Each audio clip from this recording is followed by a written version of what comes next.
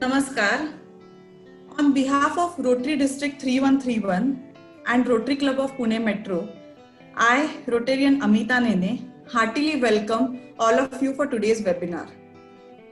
Today, we also have officials and students of Bharati Vidyapit Deemed University with us, and I extend a warm welcome to all of them. Addiction is a common concern today, crucially seen all over the world. In our country too, it has penetrated the deepest and the farthest corners, and it is the need of the hour to focus our efforts and initiatives to control this mammoth enemy. Addiction are predominant in 4 key areas. We refer to them as NADI: nicotine, alcohol, drugs, and internet. To dedicate focused efforts towards addiction prevention mission, Rotary District 3131 and Rotary Club of Pune Metro have formulated a webinar series aptly titled Say No, Bolo Na. Say No म्हणजे नाही म्हणा आणि बोलो ना ह्याचा दुहेरी अर्थ आहे. Say no and speak up. आत्मविश्वासाने नाही म्हणा, कुणाजवळ तरी बोला, मोकळे व्हा. As a part of the Say No webinar series, we are having inputs regularly coming from stalwarts from medical, mental health care and de-addiction field. Today, we have one more such eminent personality with us to share her valuable insights on today's topic, screen age or teenage. Please join me in welcoming Dr. Shirisha Sathe.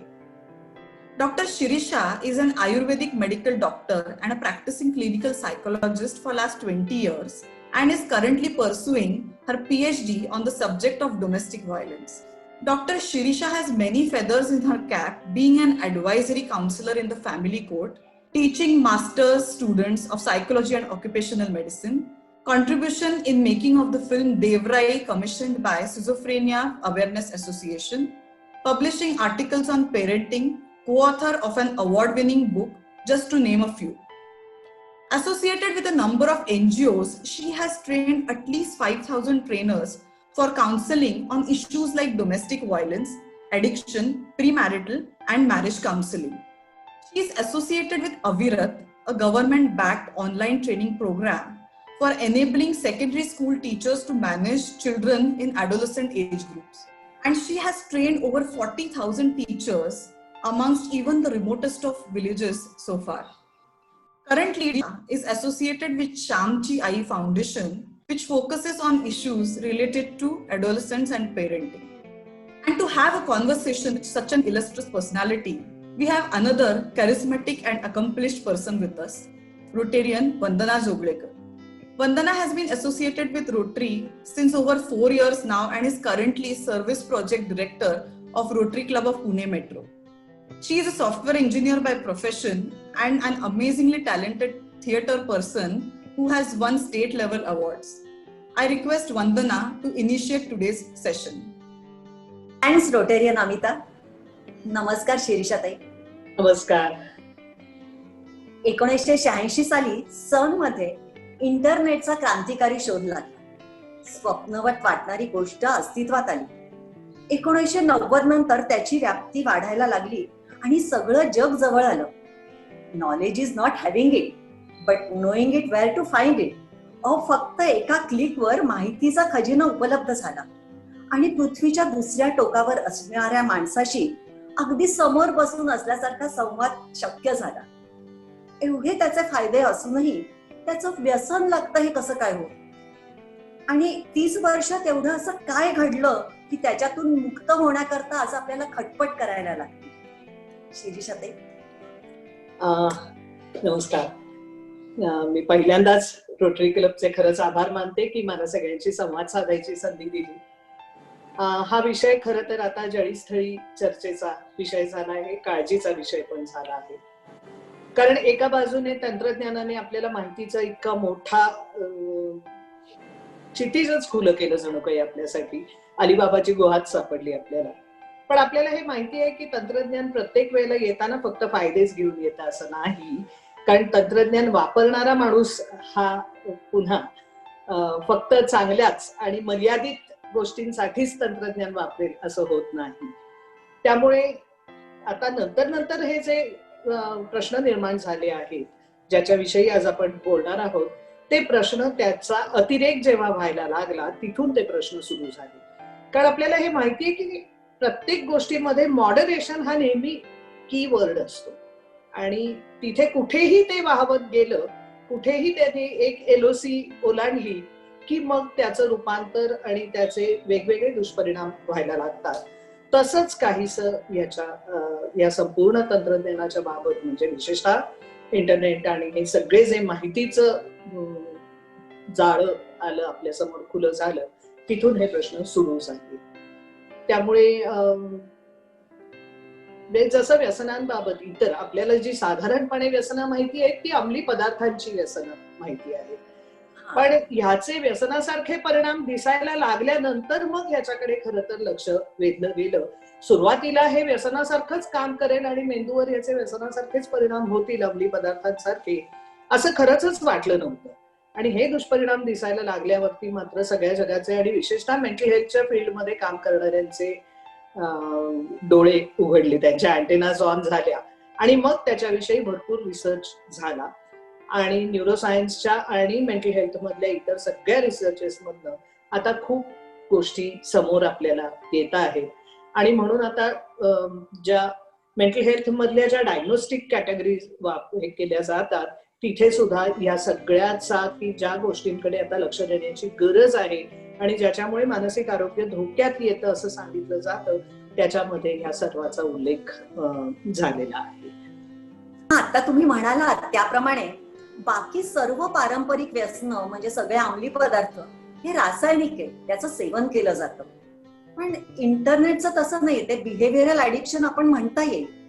मग how it affects physical, psychological और general wellbeing of a person?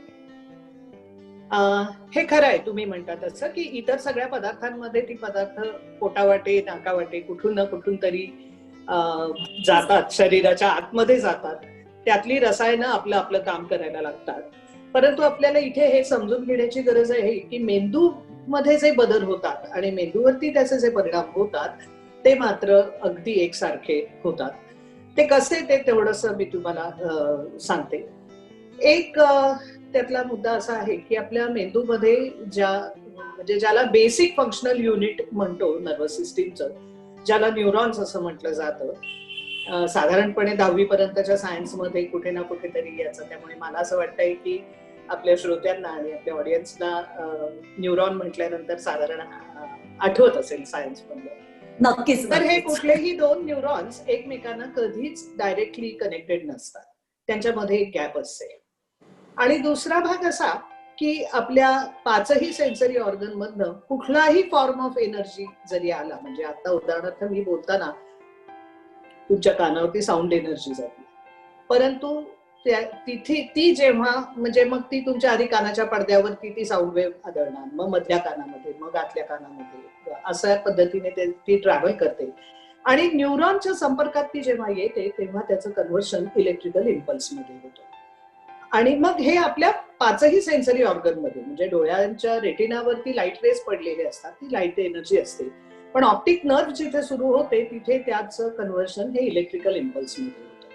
आणि मग हे electrical impulse त्या न्यूरॉनच्या एका टोकाकडनं घेतले जातात आणि त्याच्या एका लॉंग आर्म, ज्याला ॲक्झॉन म्हटलं जातं, त्याच्याकडे ते पास ऑन होतात आणि त्या ॲक्झॉनच्या टोकाशी पुन्हा दुसऱ्या न्यूरॉनचे छोटे आर्म्स, ज्याला डेंड्राइट असं म्हटलं जातं, ते असतात.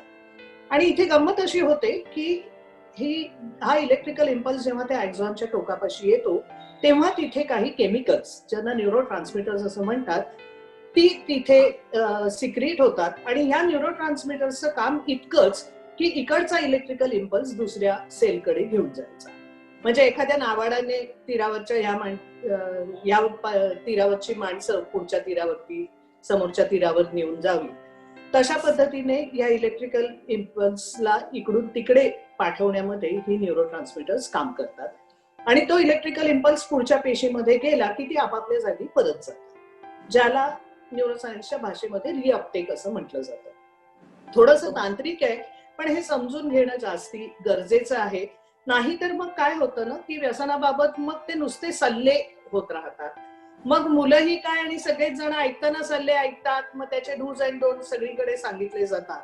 But why it works the way it works हे कळलं तर आय थिंक मुलांना स्वतःला नियंत्रणात आणणं म्हणजे सेल्फ कंट्रोल किंवा सेल्फ डिसिप्लिन किंवा सेल्फ रेग्युलेशन ज्याला म्हणतो ते त्यांना शक्य होईल, काही अंशी शक्य होईल.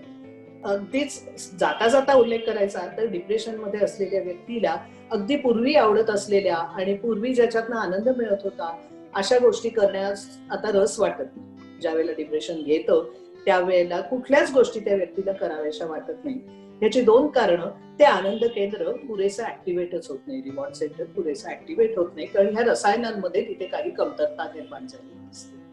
आणि दुसरं असं की ते केंद्र ऍक्टिव्हेट होणं आपल्या मोटिवेशनच्या दृष्टीने सुद्धा गरजेचं असतं. म्हणजे एखादी गोष्ट करावीशी वाटणं हा जो भाग आहे आपल्याला तो सुद्धा ह्या रिवॉर्ड सेंटरच्या ऍक्टिव्हेशन वरती अवलंबून असतो. आता या सगळ्यामध्ये एक महत्वाचं रसायन जे साधारण नाव अनेक मुलांना किंवा लोकांना माहिती असतं ते म्हणजे डोपामिन. तो ह्या सगळ्यामधला एक म्हणजे अनेक रसायनं असतात जी या सगळ्यासाठी जबाबदार असतात, परंतु व्यसन आणि रिवॉर्ड सेंटरचं ऍक्टिव्हेशन म्हटलं की त्याच्यात ह्या सगळ्यामध्ये कळीचा जो रोल प्ले करतो ते म्हणजे डोपामिन नावाचं रसायन. आता ह्या डोपामिनची गंमत अशी की एखादा मूल पहिल्यांदा आईस्क्रीम खातं तेव्हा त्याच्या मेमरीमध्ये तो अनुभव आनंददायी, प्लेजरेबल म्हणून स्टोअर होतो, सेव्ह होतो. पुढच्या वेळेला त्या लहान मुलाला विचारलं की आईस्क्रीम खायला जायचं का, तर ते लगेच आनंदाने हो म्हणतं, कारण तो जो एक्सपिरियन्स आहे, जो कोडिंग झालं आहे त्याचं प्लेजरेबल म्हणून, ते ऍक्टिव्हेट होतं, म्हणजे ते त्या मेमरी मधनं येतं आणि मग त्या मुलाला ती गोष्ट केलं असता आपल्याला आनंद मिळणार आहे असं लक्षात येतं आणि डोपामिन सिक्रेट व्हायला लागतं. हे डोपामिन जे आहे it is always secreted in anticipation of pleasure, की ही गोष्ट केली असता मला आनंद मिळणार आहे असं जेव्हा मला माहिती असतं त्याला डोपामिन सिक्रेट होतं. ते सिक्रेट झालं की ती कृती करण्याचं मोटिवेशन माणसाला आपोआप मिळतं. हा झाला आपल्या बेसिक आनंद मिळणाऱ्या गोष्टी करायला आपण जे प्रवृत्त होतो आणि करतो त्या संदर्भात. आता कल्पना करा की अशी एक जादुई वस्तू आहे की जी घेतल्या घेतल्या हे सगळं ताबडतोब होतं. हा अंमली पदार्थांचा भाग आहे. तो असा की हे अंमली पदार्थ ज्या वेळेला रक्तातनं आणि रक्तावाटे मेंदूच्या इथे पोचतात त्यावेळेला या डोपामिनचा पूर येतो आणि म्हणून हे अंमली पदार्थ घेतल्यानंतरचा जो अनुभव आहे त्याला नॉर्मली लोक हाय म्हणतात. तो आनंद नसतो, त्या आनंदाची एक वेगळी डिग्री असते, त्याला हाय म्हणतात कारण तो डोपामिनचा पूर निर्माण होतो. ओके, आता त्यामुळे तो एक्सपिरियन्स हायचा येतो. दुसरा भाग असा की हा पूर येत राहिला तर तिथले आजूबाजूचे जे न्यूरॉन्स आहेत ते आपापसात पुन्हा, कारण तो पूर आल्यामुळे ते रिवॉर्ड सेंटर ऍक्टिव्हेट होतं, हायचा अनुभव येतो, परंतु तो पूर येणं काही फार चांगली गोष्ट नाही. त्यामुळे तिथे नवनवीन नेटवर्क तयार होतात तो पूर ऍब्सॉर्ब करायला. म्हणजे अगदी दारूच्या भाषेत म्हटलं तर समजा एक पेग प्यायल्यानंतर पहिल्यांदा हाय येत असेल तर कालांतराने तो आलेला पूर शोषला जाण्यासाठी तिथे सगळं नेटवर्क तयार होतं. त्यामुळे पुढच्या वेळेला पूर यायचा असेल तर तो एका पेगने येतच नाही, कारण नेटवर्क तयार झालंय. त्यामुळे तयार झालेलं डोपामिन जे एक्सेस पूर आलेला आहे तो ताबडतोबीने शोषला जातो. त्यामुळे पुढच्या वेळेला पूर यायचा असेल तर 2 पेग लागतात. याला ऍडिक्शनच्या भाषेमध्ये टॉलरन्स डेव्हलप होणं म्हणतात, की तेवढा हाय येण्यासाठी, तेवढा पूर येण्यासाठी आता जास्तीत जास्त पदार्थाची गरज पडते. दुसरा भाग असा की आपल्या नर्वस सिस्टीमचं एक फंक्शन आहे use it or lose it. आता ज्या वेळेला पूर येतो त्यावेळेला या मेंदूच्या सगळ्या पेशींना एक मेसेज मिळतो की ऑलरेडी पूर आलेला आहे आणि त्यामुळे आता तो सिक्रेट करू नका.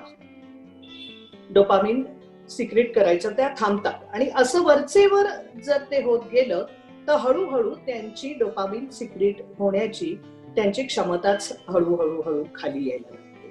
म्हणजे ज्या वेळेला मला बोर झालं असेल, लो वाटत असेल, आता त्या वेळेला मला दुसरा नॅचरल पर्याय माझ्याकडे काहीच उपलब्ध नसतो. मग माझ्याकडे एकच पर्याय उरतो, तो म्हणजे पुन्हा दारू पिणे. ह्याला डिपेंडन्सी डेव्हलपमेंट म्हणून म्हणतात. पण आता हिरोईनच्या बाबतीत असं म्हणतात की ते पहिल्यांदा घेतलं की त्याची डिपेंडन्सी वाढते, पण मग इंटरनेटच्या बाबतीत त्याचं असं कसं काय होऊ शकेल? सो हे एकदा आता आपल्या जर समजा लक्षात आलं असेल की व्यसनाच्या बाबतीत दोन महत्वाचे मुद्दे, एक टॉलरन्स डेव्हलप होणं आणि दुसरा डिपेंडन्सी डेव्हलप होणं. कारण आपल्या प्रत्येकाचा किती लो म्हणजे किती बोर्डम आणि किती लो आपण टॉलरेट करू शकतो आणि किती हाय आणि किती एक्साइटमेंट टॉलरेट करू शकतो, हा आपल्या प्रत्येकाचा एक जेनेटिक सेट पॉइंट असतो. आणि मेंदूची आणि शरीराची कायम जी धडपड चालू असते ती इक्विलिब्रियम कडे येण्यासाठी असते.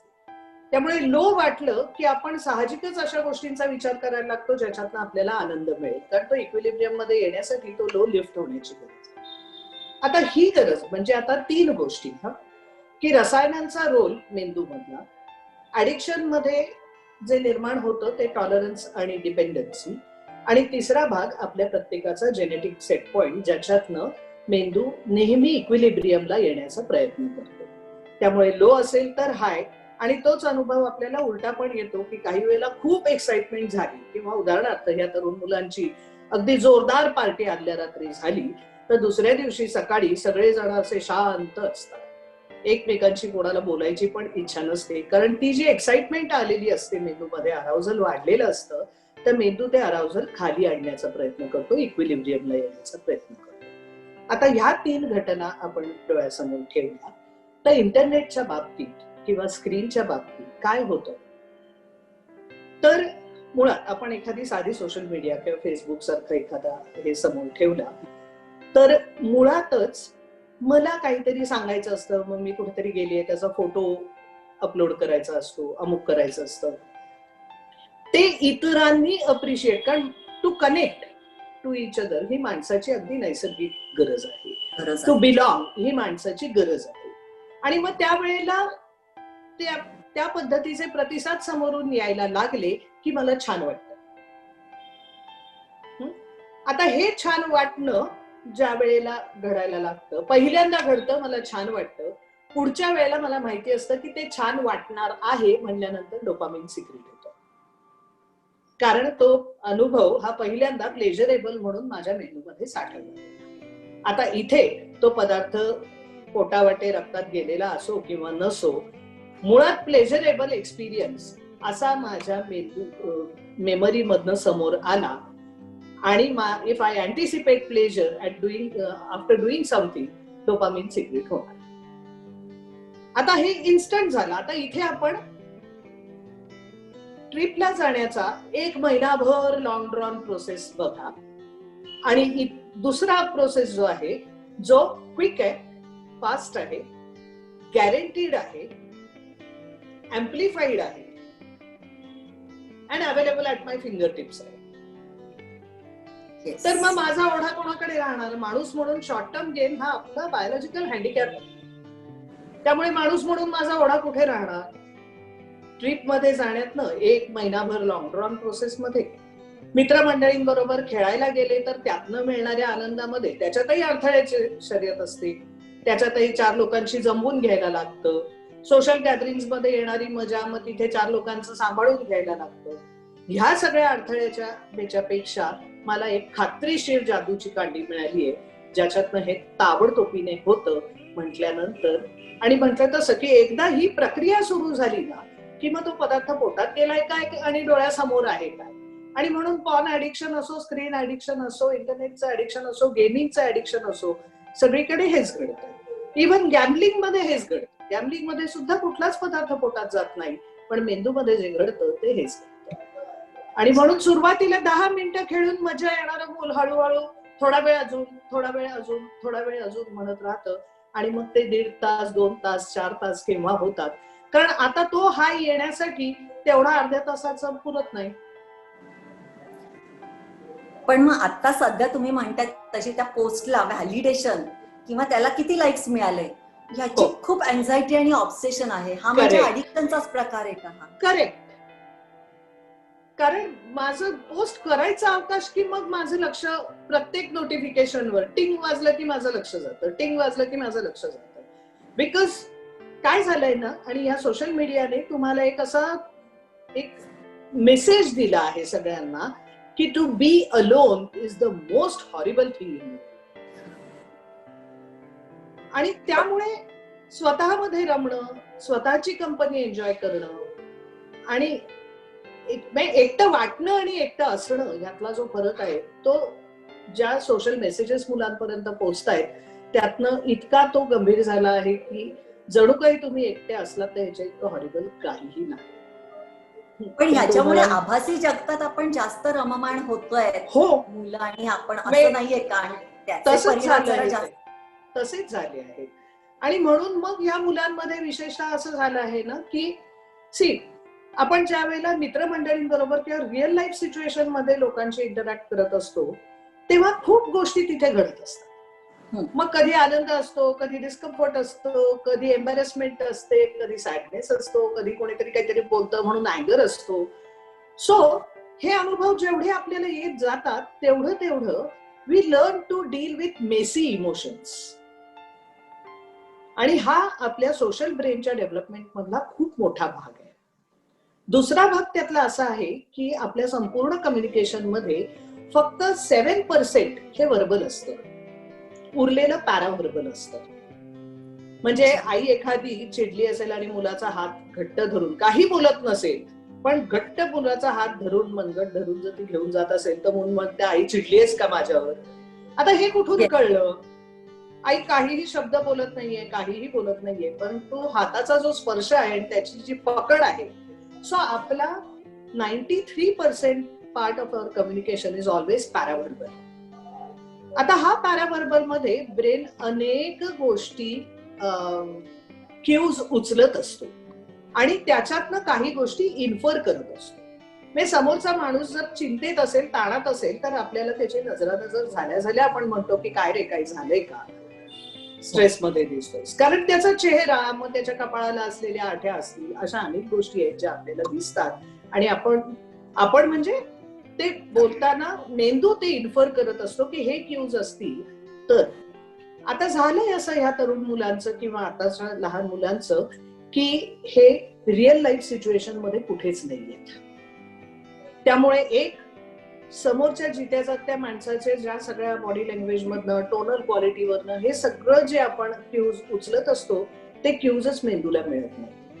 आणि मेंदूमध्ये मी मगाशी सांगितलं तसं की कुठलेही न्यूरॉन्स एकमेकांशी डायरेक्ट जोडलेले नसतात. त्यांच्यामध्ये तो स्टिम्युलस पुन्हा पुन्हा जाऊन ती कनेक्शन्स तयार होतात. मग एखाद्या डोंगरावरती पायवाटा जशा तयार होतात ना, एखादा गुराखी पहिल्यांदा जातो, तो जरा चाचपडत जातो, मग त्याच्या मागोमाग कोणीतरी जातं, असं करत करत करत तिथून जेव्हा लोक जात राहतात तेव्हा त्या पायवाटा डोंगरावरती तयार होतात. तसं पायवाटा किंवा तशी न्यूरल सर्किट्स मेंदूमध्ये तो स्टिम्युलस तिथून पुन्हा पुन्हा गेल्यावरच तयार होतात. कारण मेंदू आणि आपलं शरीर हे नॅचरल लॉजनी डिफाईन्ड असतं आणि ते तसंच काम करतं. आपल्याला त्याने काम जसं करावं असं वाटतं तसं तो कधीच काम करत नाही. त्याची ठरलेली हे असते. म्हणजे राईट ब्रदर्स विषयी असं एक अनेक्डोट आहे की त्यांचं, आपल्या सगळ्यांना आता त्यांचा हे माहिती आहे की त्या 2 भावंडांमुळे विमान प्रत्यक्षात आपल्या आयुष्याचा भाग झालं. तर त्यांची पहिली राईड जेव्हा सक्सेसफुल राईड झाली तेव्हा खूप लोक जमली होती आणि माणसासाठी ते स्वप्न होतं की माणूस पक्षासारखा उडायला लागला. तर त्यांना एका पत्रकाराने कॉंग्रॅच्युलेट केलं आणि सांगितलं की congratulations, you have conquered the nature. तर ते झटकन म्हणाले, we did not conquer the nature, we modified our gadget to suit the laws of nature. त्यामुळे त्यांनी त्या पद्धतीने जेव्हा ते डिव्हाइस डेव्हलप केलं तेव्हाच ते उडू शकलं आणि आज आपण सुपरसॉनिकची पण गोष्ट करतोय किंवा त्याच्या पलीकडची पण गोष्ट करतोय. सो सांगायचा मुद्दा असा की आपलं शरीर आणि मेंदू सुद्धा ह्याच नॅचरल लॉसनी चाललेलं असतं. त्यामुळे जर प्रत्यक्ष रिअल लाईफ सिच्युएशन मध्ये या मुलांना जर हे अनुभव नाही मिळाले तर तो स्टिम्युलस त्या न्यूरल नेटवर्क मधनं पासच होणार नाही आणि ती नेटवर्क डेव्हलपच होणार नाही आणि मग तिथे या मुलांची सोशल स्किल्स डेव्हलप होण्याची राहून जातात. मग मीडियामध्ये किंवा स्क्रीनवरती किंवा फेसबुकवर ह्या कशाच कुठल्याच स्किल्सचा गरजच पडत नाही. मग ते सोपं होऊन जातं प्रकरण. मग तिथे मला प्रत्यक्षात हे कळतंय का नाही, मग शब्द असतील, मेसेजेस असतील, मग मी त्यातले काही फेक सांगितलेत. एखादा माणूस जेव्हा खोटं बोलत असतो, आपल्या डोळ्यात डोळे न घालता बोलतो, तेव्हा आपल्याला लगेच कळतं. पण इंटरनेटवर आणि या सोशल मीडियावर आपल्याला माहितीये की अशा किती फेक प्रोफाईल्स क्रिएट केले जातात, त्यातून गुन्हे घडतात, फसवणुकीचे गुन्हे घडतात. हे सगळं आहे कारण त्याच्यासाठी मेंदूला क्यूज नसतात. त्यामुळे हा जो भाग आहे की मग आभासी जग हे सोपं, आभासीरित्या सुरक्षित वाटायला लागतं. पण ह्या सगळ्यामध्ये ही कौशल्य विकसित व्हायची, म्हणजे आपला सोशल ब्रेन डेव्हलप व्हायचा राहूनच जातो. आणि प्रत्यक्ष जेव्हा ही मुलं करिअरमध्ये, ऍडल्ट लाईफमध्ये जेव्हा पाय ठेवतात, तेव्हा हीच कौशल्य इथून पुढच्या जगामध्ये येतात. आता रिसेंट पास्ट पर्यंत मी बरं की माझं काम बरं असा ऍटिट्यूड असणाऱ्या व्यक्तीचं पण चालून जात होतं. पण इथून पुढे कोलॅबोरेशन आणि टीमवर्क शिवाय ह्या मुलांना दुसरा पर्याय नाही. आणि त्यावेळेला ही स्किल्स डेव्हलपच झालेली नाही. आणि गरज मात्र तिथून पुढच्या आयुष्यात मग ही मंडळी पुन्हा एस्केप रूट म्हणून पुन्हा त्या स्क्रीनच्याच वाटेला जातात. आणि आधी म्हटलं तसं की तो टॉलरन्स आणि डिपेंडन्सी ऑलरेडी डेव्हलप झाली आहे. आता पुन्हा रिअल लाईफ सिच्युएशन मधलं मेसी इमोशन्स डील करणं नको, त्यातली अनप्रेडिक्टॅबिलिटी नको, त्यातली अनसर्टन्टी नको, त्यातलं काहीच नको. मग त्या मनाने हे सुरक्षित वाटतं. ते सुरक्षित कधीच नसतं कारण याचे गुन्हेही भरपूर घडतात, परंतु ते सुरक्षित वाटायला लागतं. सो ते जग जसं आभासी तशा तिथली सुरक्षितता पण आभासी, तिथला कनेक्ट पण आभासी. म्हणजे फेसबुकवरती शेकडो फॉलोअर्स, हजारोनी फॉलोअर्स आणि हजारोनी लोकांशी कनेक्ट, पण आज गावाला जायचं असेल तर माझं मांजर कोणाकडे ठेवून जाऊ तर एकही व्यक्ती नाही. पेट ठेवायला एकही व्यक्ती. इथे एक प्रश्न आलाय, does it affect EQ? Definitely, because EQ is about real life experiences. And as I said, की to develop better emotional muscle, जसं सिक्स पॅक ऍब्स हे करायचे असतील तर ते जिम मध्ये जायला लागतं, तो ट्रेनर सांगेल ते सगळं करायला लागतं आणि ते नियमित करायला लागतं. तसा जर इमोशनल मसल डेव्हलप करायचा असेल तर हे सगळं करायला लागतं. ते न करता आभासी जगामध्ये हे कसं होणार? आणि EQ is about developing an emotional muscle. शिरीषाताई, सध्या पालक स्वतःच ऍडिक्ट आहेत इंटरनेटला. त्यामुळे मुलांवर चुकीचे संस्कार होत आहेत का? आणि त्यामुळे एकूणच म्हणजे पाल्य आणि पालक तसेच त्यांच्या स्वतःच्याही रिलेशनवर परिणाम होत आहेत का? आम्ही असं ऐकलं की डिव्होर्सचं प्रमाण त्यामुळे वाढतंय. तर हे खरंय का? आणि त्याकरता काय खबरदारी घ्यावी ते जरा सांगाल का? याचे दोन भाग करूया की पालकांचं काय चाललं आहे ते आणि ही मुलं काय करत आहेत ते. कारण काय होतं, एकदा पालकच आमचे हे सगळं सोशल मीडिया वापरतात असं म्हटल्यानंतर जर मुलं लायसन्स घेत असतील स्वतःला सुद्धा की पालकच असं करतात, पण पालक नुसताच सोशल मीडिया वापरत नाही, ते इतरही ज्या गोष्टी आहेत ज्या जगण्यासाठी आणि क्वालिटी ऑफ लाईफ मेंटेन करण्यासाठी जे करायला लागतं ते पालक त्याही गोष्टी करत असतात. उरलेल्या वेळात हे करावं का न करावं ह्या सगळ्याकडे आपण येऊया, कारण त्यातनंही काय प्रश्न गंभीर झाले आहेत. कारण डिव्होर्सचं प्रमाण वाढलं आहे, हो, आणि या सगळ्याचा वापर हा एक त्याला निमित्त ठरला आहे, हे बरोबर आहे. कारण हे सगळ्यांसाठी आता एस्केप रूट, म्हणजे तुम्ही मी समोर असलो आणि आपल्या हातात डिव्हाइस नसेल तर किती वेळ आपण एकमेकींशी न बोलता घालवणार. एक वेळ अशी येतेच जेव्हा काही ना काहीतरी गोष्टी, काहीतरी बोलणं, काहीतरी चर्चा, काहीतरी गप्पा, आणि मग त्यातनं एक तो कनेक्ट यायला लागतो. म्हणजे अगदी प्रवासातला सुद्धा आपला हा अनुभव पूर्वी असायचा की प्रवासी जर जरा जरी बोलणारा आणि रिस्पॉन्स देणारा असला तर सहज गप्पा व्हायच्या आणि अगदी 4 तासाच्या प्रवासाच्या शेवटी सुद्धा आपल्याला माहिती असायचं याच्या घरी कोण असतं, काय अमुक आहे, आता कुठे चाललंय. सहज होतं की कुठे निघालायत, माहेरी का, ओके ओके ओके, मग पुण्याला माहेर असतं, मग कोण असतं घरी, असं ते सहज सुरू होतं.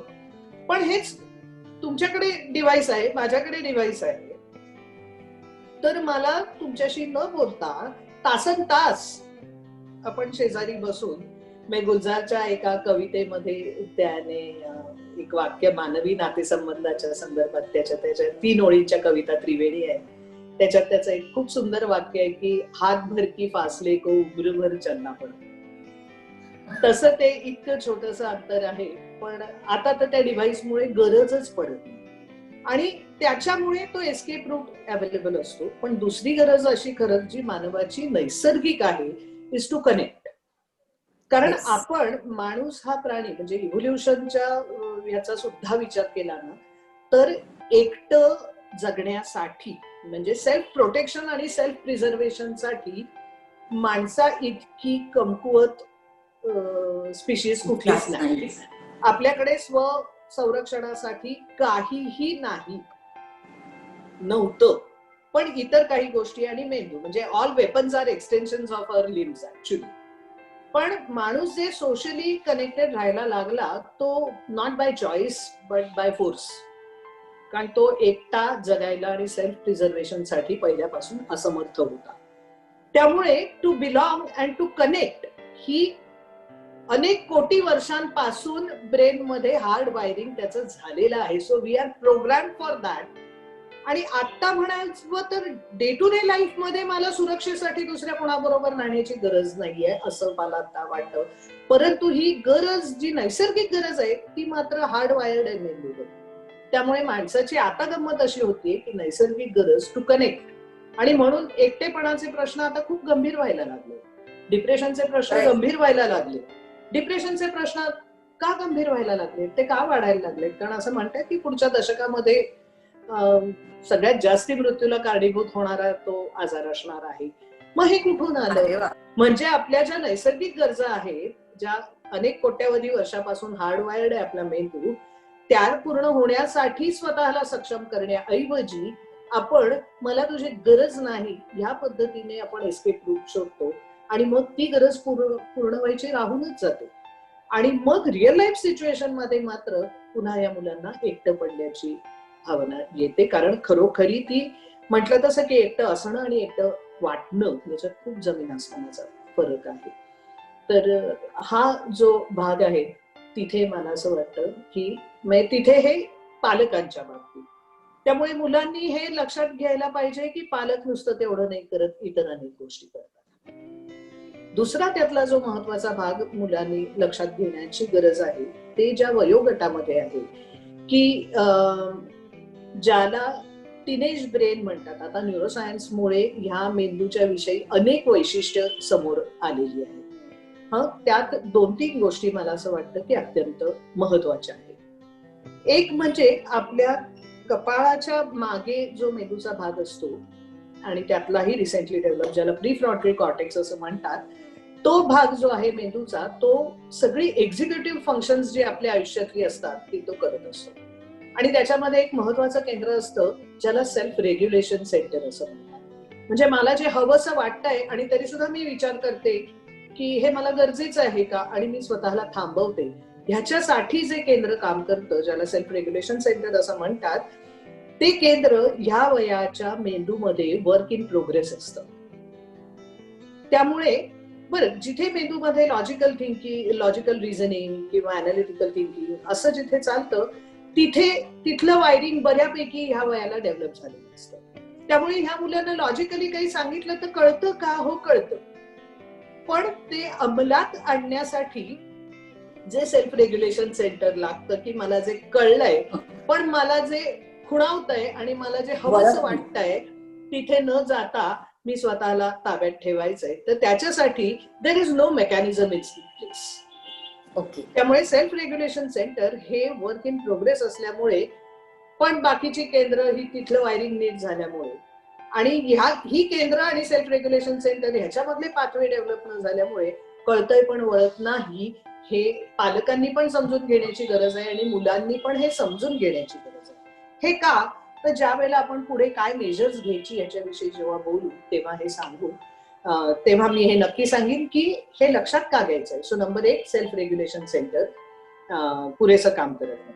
दुसरं ह्या मेंदूमध्ये गंमत अशी आहे की एखादी गोष्ट केल्यातनं मिळणारा आनंद हा X प्रमाण असेल समजा गणिती, तर टीनेज ब्रेन हा एक्स हा नेहमी 10x परसिव्ह करतो. म्हणजे आपल्या पालकांना आपल्याला अनेक वेळेला जे वाटतं की ह्याच्यात एवढं काय अगदी एक्साइट होण्यासारखं, तर ते त्या मुलाला खरोखरी तेवढं ते वाटत असतं आणि मग तिथे तो 10x आनंद परसिव्ह करत असतो. तिसरा भाग लॉंग टर्म फ्युचरिस्टिक थिंकिंग आणि त्यातले लॉसेस परसिव्ह करण्यामध्ये पुन्हा हा मेंदू कमी ठरतो, कमी पडतो. हे सगळं 24व्या वर्षाच्या आसपास साधारण स्टेज ऑफ मॅच्युरिटीला पोहोचतं.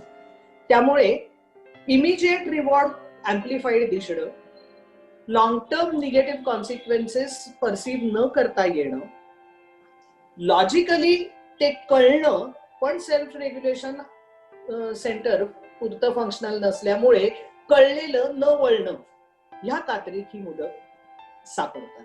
आणि त्यामुळे त्यांचे हेतू तसे असतात असं नाही, पण हे खरोखरी त्रांगडं ह्या वयोगटामध्ये असतं. पण ह्या वेळेला निसर्ग मात्र ह्या वयामध्ये त्यांच्या बाजूने एका अर्थाने असतो की ब्रेनची नवीन कनेक्शन फॉर्म करण्याची जी क्षमता असते त्याला न्यूरोप्लास्टिसिटी असं म्हणतात. आणि ही न्यूरोप्लास्टिसिटी 14 ते 24 ह्या वयामध्ये जितक्या पीकला असते त्या पीकला ह्याच्या आधी आणि ह्याच्या नंतर आयुष्यभरात कधीही नसते. त्यामुळे नवीन गोष्टी शिकण्यासाठी खरं तर हा मेंदू आता स्पॉन्ज सारखं काम करतोय. त्यामुळे हा जो पिरियड आहे हा या मुलांसाठी गोल्डन पिरियड आहे. त्यामुळे तिथे विविध कौशल्य ते जेवढी त्या अनुभवांना सामोरी जातील तेवढी ती न्यूरल नेटवर्क त्यांच्या मेंदूमध्ये तयार होणार आहेत, कारण तो मेंदू आता लिटरली स्पॉन्ज सारखं काम करतो. सो हा golden period use it or lose it असाच आहे. त्यामुळे तो जर त्यांनी स्क्रीन पेक्षा रिअल लाईफ सिच्युएशन मध्ये जर ते गेले तर तो भाग सातत्याने म्हणजे ते वायरिंग होत राहील. जेवढी नवीन कौशल्य शिकतील, तर गेमिंग मध्ये अनेक वेळेला मुलं म्हणतात की आम्ही त्याच्यातही वेगवेगळी कौशल्य लागतात, स्किल्स लागतात. पण त्याच्यात ती गंमत अशी आहे की एक तर ती स्किल्स जी आहेत ती रिअल लाईफ सिच्युएशन मध्ये अत्यंत निरुपयोगी असतात. दुसरं, एक गेम खेळताना जे कौशल्य तुम्ही शिकता ते दुसऱ्या गेमला लागू पडत. हो.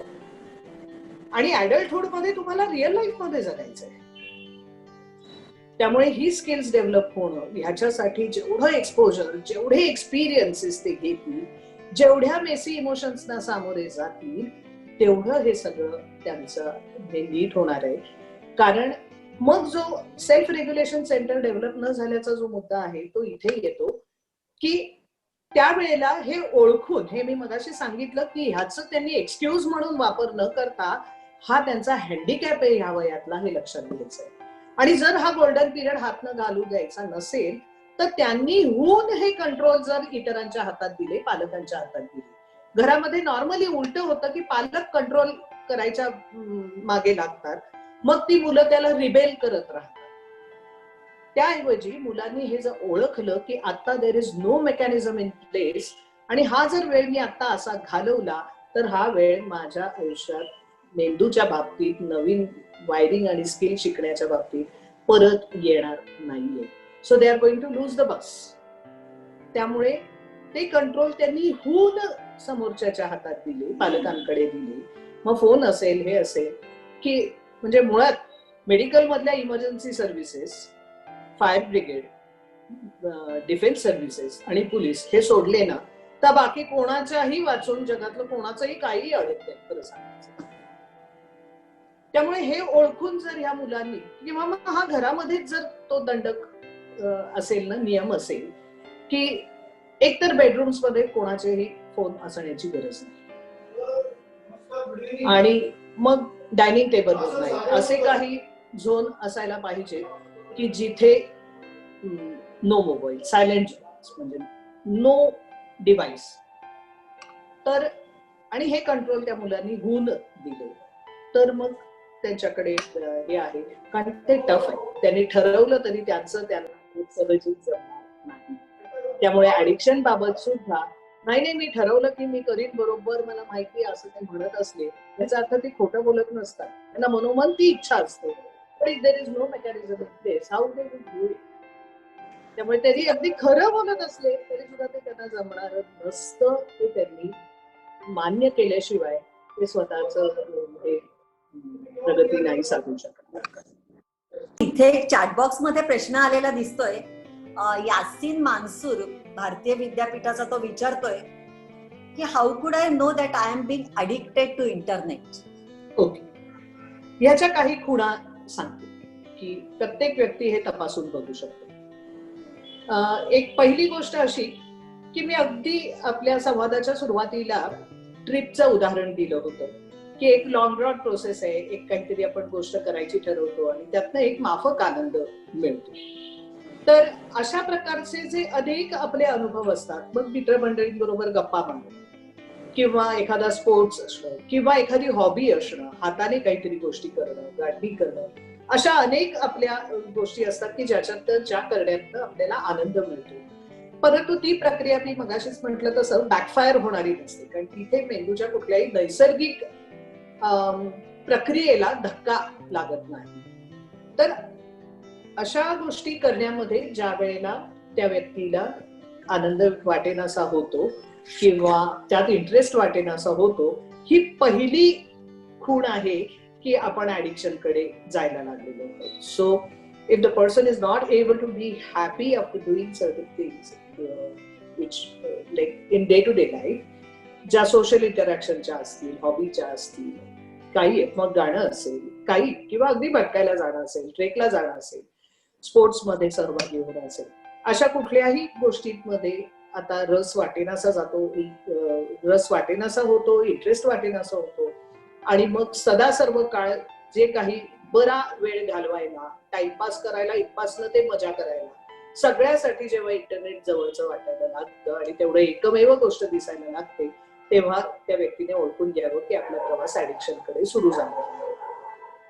दुसरा भाग असा की त्याच्या वेळेवरती, त्या वापराच्या वेळेवरती जेव्हा आपल्याला नियंत्रण ठेवता येत नाही तेव्हा, म्हणजे मला कळतंय, मी ठरवलंय की हा चॅप्टर मला आता पूर्ण करायचा आहे किंवा एवढा अभ्यास मला पूर्ण करायचा आहे आणि तरी त्या इंटरनेटच्या वापरावरती मला निर्बंध घालता येत नाही, कंट्रोल ठेवता येत नाही, त्यावेळेला समजून घ्यावं की आपण ऍडिक्शन कडे जायला लागलो. दुसरं, त्याच्यावरती इतर कोणी कंट्रोल आणू बघत असेल तर त्यावेळेला चिडचिड होणं, संताप होणं आणि अगदी टोकाचं म्हणजे अगदी आत्महत्या करावीशी वाटणं, रडू येणं ही तर विकृती आहे हो. डिपेंडन्सी डेव्हलप झालेली असल्यामुळे त्या मेंदूला जे इमिजिएट पाहिजे, जे विड्रॉल सिम्पटम्स येतात कुठल्याही अंमली पदार्थाच्या बाबत, तसेच हे येतात. त्यामुळे दुसरं कोणी जर कंट्रोल घालू बघत असेल तर तो कंट्रोल सहन न होणं, ते डिव्हाइस हाताशी नसेल तर या पद्धतीच्या सगळ्या अस्वस्थपणा, चिडचिड इथपासून, संताप पासून, दुःख इथपासून आत्महत्येचे विचार इथपर्यंत काही व्हायला लागलं तरी सुद्धा त्या व्यक्तीने ओळखावं. आणि मुख्य म्हटलं तसं की ही कमालीची टोकाची इमोशन हा पुढचा भाग झाला. शिरीषाताई, इथे चॅटबॉक्स मध्ये बऱ्याच प्रश्न आलेले आहेत. मी सगळ्यांचा एक साधारण तुम्हाला विचारते. संदीप कारकाके म्हणतोय how to reduce the addiction of online shopping. तर पवन जाधव विचारतोय how to get rid of game addiction.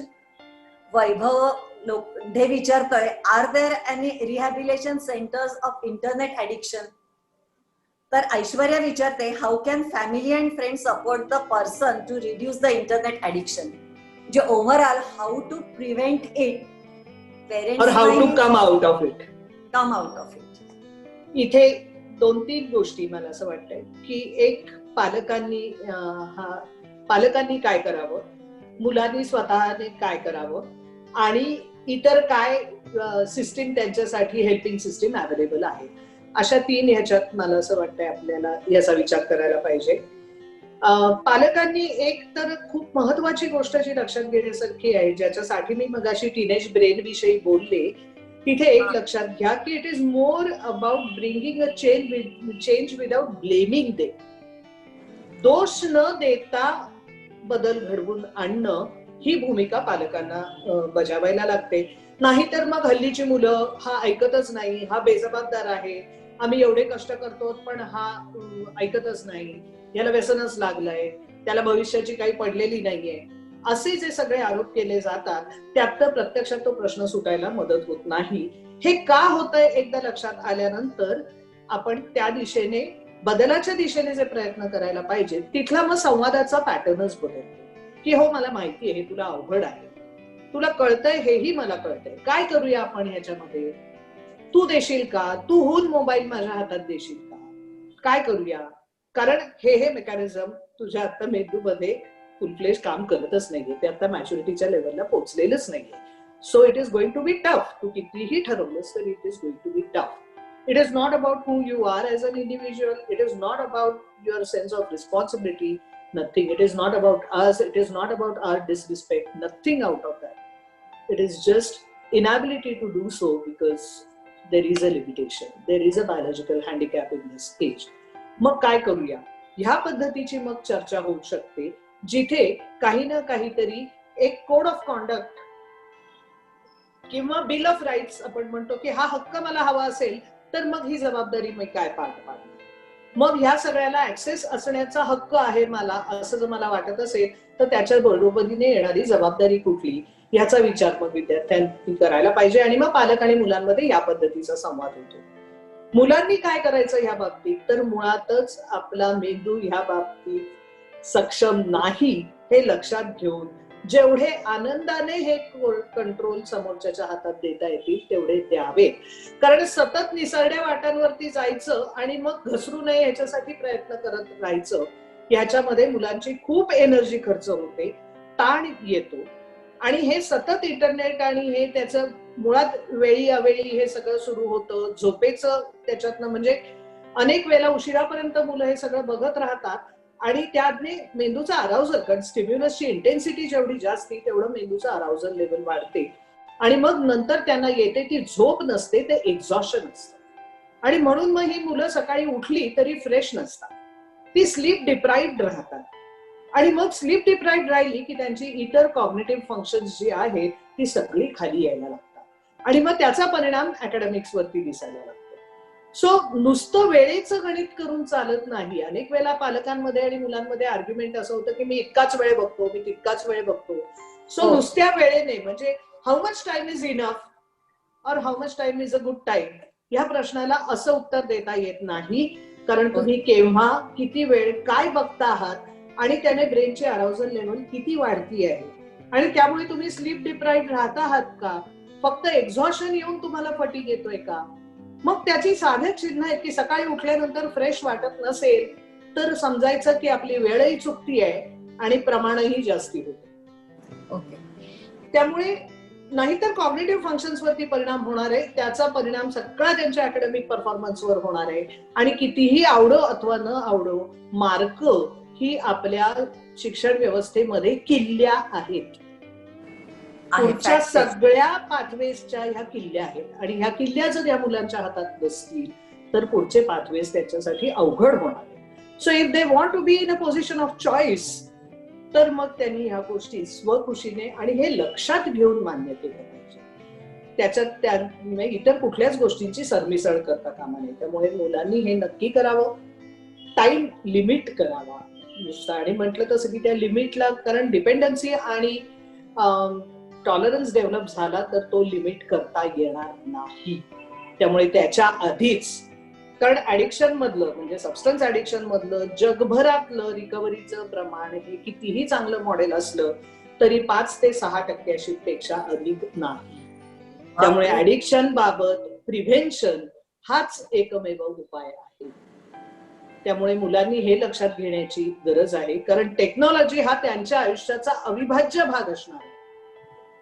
पण ते ऍडिक्शन कडे गेलं तर ती टेक्नॉलॉजी त्यांच्या उपयोगाची न ठरता त्यांच्या नुकसानीची ठरेल. आणि मग जे खरोखर आयुष्यामध्ये प्रगती करण्यासाठी जे तंत्रज्ञान वापरायला लागेल त्यासाठी त्यांची बौद्धिक क्षमता शिल्लकच राहणार नाही.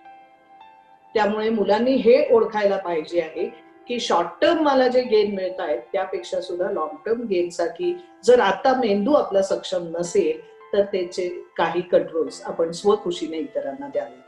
आणि अजून एक जो प्रश्न याच्याविषयीचा आहे की रिहॅबिलिटेशन सेंटर, तर आता फक्त इंटरनेट किंवा अशा ऍडिक्शन साठी वेगळी सेंटर्स नाही आहेत, पण इतर जी म्हणजे सबस्टन्स अब्युज साठी जी रिहॅबिलिटेशन सेंटर्स आहेत तिथे अनेक ठिकाणी आता ह्याच्यासाठीचे सेक्शन्स उभे केले आहेत. म्हणजे ज्याला डिजिटल डिटॉक्स असं म्हणतात आणि ते किंबहुना माझं असं म्हणणं आहे की पालक आणि मुलांनी सगळ्यांनी आठवड्यातला एक दिवस हा डिजिटल डिटॉक्स साठी वापरलाच पाहिजे, की no gadgets, no digital interaction. आणि म्हटलं तसं की जोपर्यंत ह्या काही 5 इमर्जन्सी हे नाहीयेत तोपर्यंत आपल्या वाचून जगाचं काहीही अडणार नाहीये आणि आपल्या वाचून कोणाचंही नुकसान होणार नाहीये. आपण संपत हे ओळखून हा डिजिटल डिटॉक्स मात्र प्रत्येकाने जर म्हणजे प्रत्येक घराने पालकांसकट सगळ्यांनी जर केला तर मग हळूहळू ही जे इतर आनंदाचे झरे आहेत ना ते सापडायला लागतील. नाहीतर मग सातत्याने असंच होत राहील की जणू काही स्क्रीन नसेल तर दुसरा आनंदी होण्यासाठी सोर्सच नाही, सबस्टन्स नसेल तर सोर्सच नाही, असा जो सगळा भाग, ही जी गणितं होत चालली आहे ही मला असं वाटतंय की खूप घातक आहे. त्यामुळे पालकांनी मुलांनी सगळ्यांनी मिळून हा भाग खूप लक्षात घेण्याची गरज आहे. त्यामुळे सबस्टन्स नाही म्हणल्यानंतर त्यात कसलं आलंय ऍडिक्शन, तर तसं नाही. मेंदूमध्ये जे परिणाम घडतात आणि जे बदल घडतात ते सबस्टन्स कन्झम्पशन मध्ये जसे घडतात तसेच स्क्रीन बाबतही घडतात. हे मला असं वाटतंय की सगळ्यांनी लक्षात घेण्याची गरज आहे आणि ह्याला एकत्र प्रयत्न करता येईल, सामूहिक प्रयत्न करता येईल आणि नेटाने करायला लागतील. पण प्रिव्हेन्शन हा एकमेव त्याच्यावरचा उपाय आहे. त्यामुळे आणि रोटरी सारखी संस्था काय ह्याच्याकरता करू शकेल हे पण जरा एका मिनिटात सांगा. एक मला असं वाटतंय ना की मुलांच्या मधलं ह्या बाबतीतलं नॅरेटिव्ह बदलायला पाहिजे, समाजामधलंही नॅरेटिव्ह बदलायला पाहिजे. मग इतर आनंदाचे, इतर गोष्टींमध्ये रस घेणारे, इतर बाबतीत असणारी मंडळी जेवढे त्यांचे आयकॉन्स म्हणून त्यांच्या समोर येतील तेवढं ते चांगलं. कारण बाकीचे जे काही दुर्दैवाने त्यांच्या समोर आता आयकॉन म्हणून येत आहेत तिथे काय चाललंय हे रोज उठून आपण मीडियावर सध्या बघतोच आहोत.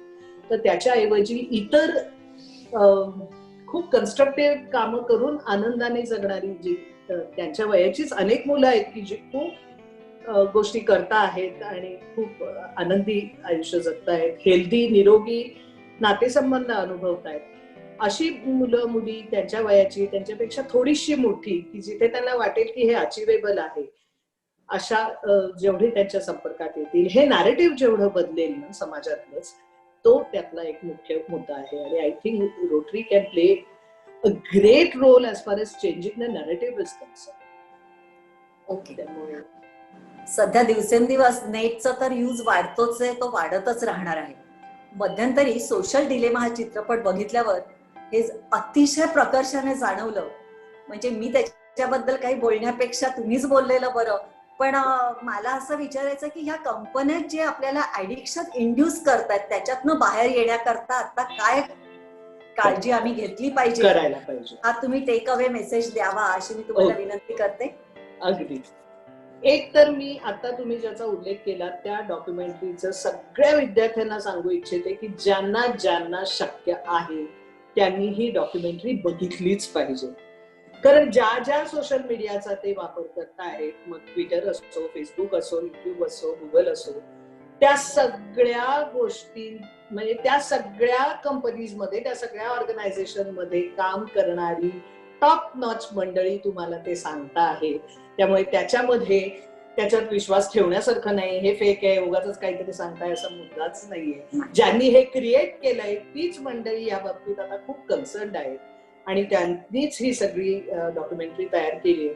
त्यामुळे मला असं वाटतं की द सोशल डिलेमा ही डॉक्युमेंटरी सगळ्यांनी बघा. It is a eye opener.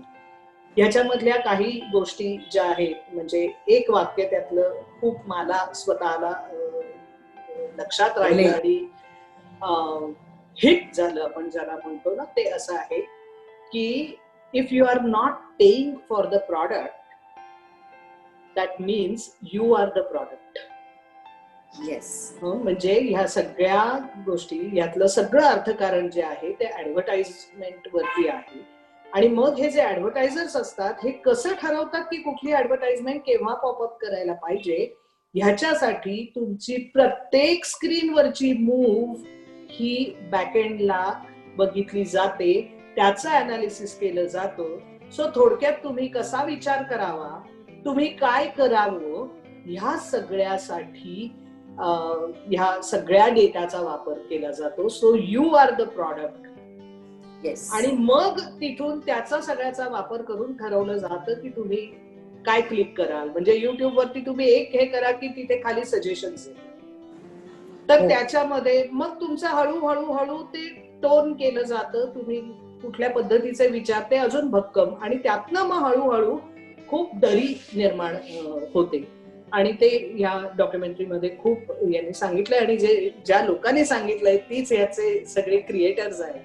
त्यामुळे तो भाग एक लक्षात घ्यावा. त्याच्यामध्ये काही सोपे जे हे आहेत की जेवढी नोटिफिकेशन्स तुम्हाला बंद करता येतील तेवढी करा, कारण ती नोटिफिकेशन्स ही तुम्हाला सतत टेम्प्ट करत असतात. नंतर हा जे मी मगाशी म्हटलं की जो सायलेंट झोन असला पाहिजे घरामध्ये, आणि ते कटाक्षाने सगळ्या घरादारांनी वापरण्याची गरज आहे. हा दुसरा भाग.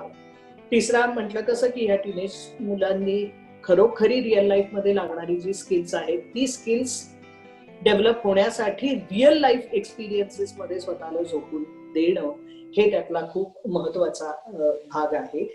आणि इन्स्टंट ग्रॅटिफिकेशन हा भाग आहे, पण I want to be happy today and tomorrow also हे जर लक्षात घेतलं ना, तर मग ह्या टेक्नॉलॉजीचा वापर आजच्या आनंदासाठी होईलच, पण उद्याच्याही आनंदासाठी होईल. आणि मग याच्यासाठी ह्या छोट्या गोष्टी केल्या सध्या तरी पुरेशा. साधे नोटिफिकेशन किंवा युट्यूब वरती तुम्हाला जी रेकमेंडेशन्स येतात ना, ती न घेता तुम्हाला जे करायचंय ते तुम्ही करा, किंवा अपोजिट हे करा, कारण इथे तुम्हाला मॅनिप्युलेट केलं जातं. त्यामुळे असे छोटे बेसिकली नोटिफिकेशन जर काढून टाकली तर त्यातला निम्मा हे जाईल. नाही तर ते पिंग वाजलं की लगेच लक्ष जातं. अगदी एखादा विद्यार्थी अभ्यास करत असेल महत्वाचं काहीतरी आणि कडेला पिंग झालं की लगेचच ते डिस्ट्रॅक्ट व्हायला होतं. त्यामुळे मला असं वाटतंय की तो भाग खूप महत्वाचा आहे. आणि मग रिअल लाईफ मध्ये सुद्धा जे आपण म्हणतो आहोत की what you project to the external world, जो अगदी मला असं वाटतंय की आता या मुलांसाठी खूप महत्वाचा, की आमचं खूप पिक्चर परफेक्ट चाललेलं आहे हे दाखवण्याचा जो सगळा आटापिटा असतो. मी अगदी हिल स्टेशनला गेल्यानंतर तो सूर्यास्त बघायला जातात, पण तो सूर्यास्त बघणं, नजरेत साठवून ठेवणं, तो अनुभव म्हणून घेणं, ह्यापेक्षा सुद्धा केव्हा तो फोटो काढतोय आणि पोस्ट करतोय आणि त्याला लाईक्स किती मिळताय. म्हणजे अनुभव घेण्याचीच क्षमता जर माझी कमी झाली असेल तर मग माझं आयुष्य श्रीमंत होणार कसं, अनुभवाची श्रीमंती माझ्या वाट्याला येणार कशी. आणि मग सगळं पिक्चर परफेक्ट. एक तर आपल्याला त्यावेळेला माहिती असतं की आपलं पिक्चर परफेक्ट चाललेलं नाही, म्हणून आपल्याला तो आटापिटा करायला. दुसरं, ज्यांचं मग त्यावेळेला नीट चाललेलं नसतं त्यांना अजूनच वैषम्य वाटायला लागतं की दुनियेचं सगळं पिक्चर परफेक्ट चाललेलं आहे, मीच एकटी किंवा मीच एकटा असं आहे की ज्याचं ठीक चाललेलं नाही. त्यामुळे मला असं वाटतं की ह्या तरुण मुलांनी जर ह्या सोशल मीडियावरती अशा प्रकारच्या पोस्ट टाकणं जरी थांबवलं तरी सुद्धा खूप गोष्टी तयार होतील. कारण आपण मीडियाने हे नवीन प्रकारचे स्टिरियोटाइप्स तयार केले की what it means to be a happy life, what it means to be a good life, what it means to have a happy and a picture perfect relation. हे सगळे स्टिरियोटाइप मीडियाने निर्माण केले. याचं कारण असं की ह्या स्टिरियोटाइपचे एकदा तुम्ही बळी व्हायला लागलात की पाठोपाठ सगळी प्रॉडक्ट्स हे कंझ्युमर मार्केट तुमच्या डोक्यावरती मारायला लागतं आणि ह्या संदर्भातल्या ऍडव्हर्टाइजमेंट तुम्हाला तिथं दिसायला लागतात. त्यामुळे हे खूप मोठं यंत्रणा आहे. त्यामुळे तंत्रज्ञानाचा वापर मी म्हटलं तसं की I want to be happy today and tomorrow also असं जर ठरवलं तर हे किमान काही गोष्टी नक्की पाळता येईल. म्हटलं तसं की ह्या पद्धतीचे पिक्चर पोस्ट करणं थांबवा, ते शक्य आहे. म्हणजे ऍडिक्शन मध्ये ना डिमांड रिडक्शन आणि सप्लाय रिडक्शन अशा दोन्ही बाजूनी काम करायला. तर सप्लाय रिडक्शन वरती तर काही काम होणार नाही, बसा हे सगळं येऊन आपल्यावरती आदळणारच आहे. त्यामुळे व्यसनी पदार्थांबाबत सुद्धा ती येतच राहणार आहेत तुमच्यापर्यंत, ती मार्केटमध्ये येतच राहणार आहे. पण डिमांड रिडक्शन म्हणजे मीच जर काउंटरपाशी जाणं आणि मीच जर ते विकत घेण्याचं थांबलं तर अनेक गोष्टी कमी होतील. दारूबंदीने काही होत नाही, पण दारू आणायला जाणारा माणूस जर थांबला तर मग आपसूक गोष्टी वेगळ्या होऊ शकतात. त्यामुळे मला असं वाटतं की सप्लाय रिडक्शन तर होणार नाही, डिमांड रिडक्शन झालं तरी सुद्धा या बाबतीत खूप मोठे बदल घडून येऊ शकतात. आणि ह्याच्यावरती मेंदूची सगळी जडणघडण, सगळा पाया ह्या वयात तयार होणार आहे. त्यामुळे या मुलांना जेवढे चॅलेंजेस आहेत ते फेस करायचे असतील तर हा पाया जेवढा भरीव असेल तेवढं पुढचं आयुष्य हेड ऑन घेणं यांना शक्य होईल. त्यामुळे ह्या काही गोष्टी पाळल्या तर मला असं वाटतंय की तंत्रज्ञानाचा वापर करून आपण आपलं आयुष्य सुखकारक करू शकू. व्यसनासारख्या गोष्टीपासून लांब राहणं शक्य आहे, फक्त त्याला जाणीवपूर्वक आणि सातत्याने प्रयत्न करायला. धन्यवाद शिरीषाताई. आजच्या आपल्या मार्गदर्शनाचा, मुलाखतीचा गोषवारा सांगायचा झाला तर मला एक कविता आठवतीये. अति कामते कोणतेही नसावे, प्रमाणामध्ये सर्व काही असावे. हिताच्या उपायास का आळसावे, प्रमाणामध्ये सर्व काही असावे. Rotary club of Pune metro आणि डिस्ट्रिक्ट 3131 तर्फे शिरीषाताई तुमचे मनापासून आभार. तुमच्या बरोबर अजूनही काही प्रोजेक्ट मध्ये काम करायला आम्हाला नक्कीच आवडेल. मलाही नक्की आवडेल. भारती विद्यापीठ डीम युनिव्हर्सिटी, त्यांचे व्हीसी, सर्व शिक्षक आणि विद्यार्थ्यांना त्यांच्या सहभागाबद्दल मनपूर्वक धन्यवाद. से नो बोलो ना या वेबिनार सिरीज मध्ये असेच या क्षेत्रातील मान्यवर व्यक्ती आपल्याशी संवाद साधायला येणार आहेत. पद्मश्री डॉक्टर अभय बंग, मुक्तांगणच्या संचालिका मुक्ता पुणतांबेकर, शिवाय पंजाबमध्ये ड्रग्सच्या डिॲडिक्शन मध्ये काम करणारे नजीकच्या काळात आपले अनुभव सांगत मार्गदर्शन करणार आहेत. प्रक्षेपणाची डेट आणि टाइम आमच्या RCPMच्या वेबसाईटवर आणि फेसबुकवर आपल्याला नक्कीच कळेल. याशिवाय काही सक्सेस स्टोरीज पण आपल्याला नक्कीच बघायला मिळतील. मुलांचा याच्यात सहभाग हवा म्हणून आम्ही त्यांच्यासाठी खास काही स्पर्धांचं आयोजन केलंय. त्याची सगळी माहिती आमच्या वेबसाईटवर नक्कीच मिळेल, त्याच्यामुळे त्याला नक्की भेट द्या. पुढच्या महिन्यात पुन्हा भेटूयात. NADI ला से नो म्हणूयात. धन्यवाद.